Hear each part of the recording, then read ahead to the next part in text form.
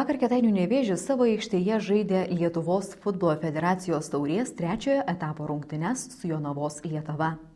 Nuo pat susitikimo pradžios Nevėžis perėmė iniciatyvą ir užspaudė priešininkus jų aikštės pusėje. Pirmame kėlinyje 2 kartus pasižymėjo Aivaras Lyberis.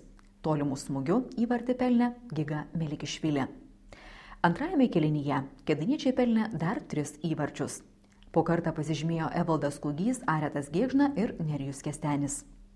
Įdomu tai, kad pernai Lietuvos futbolo federacijos taurės rungtynėse Nevėžis irgi varžėsi su Lietuva, bet tąsyk pralaimėjo ir iš tolimesnės kovos iškrito.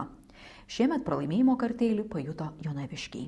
Kai vyrai žaidžia ir antros vietos komanda žaidžia su vaikais, tai toks ir rezultatas.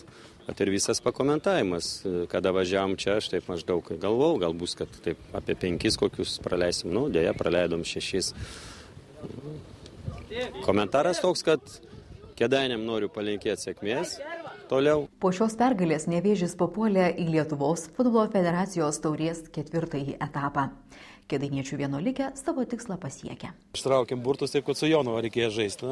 Pas jo situacija biški kitokia, jie 6 liko 6 ir jie dar nori dėl medalio, turbūt biški prisaugoja dėl geltonų, raudonų kortelių, tai jie atsivežė jaunimą. Tai mes jau šiandien išstatėm pagrindą.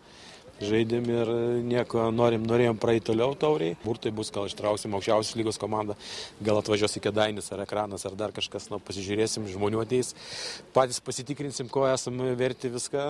Iš tikrųjų, tai mes norėjom ir sakau, pastatėm pagrindą.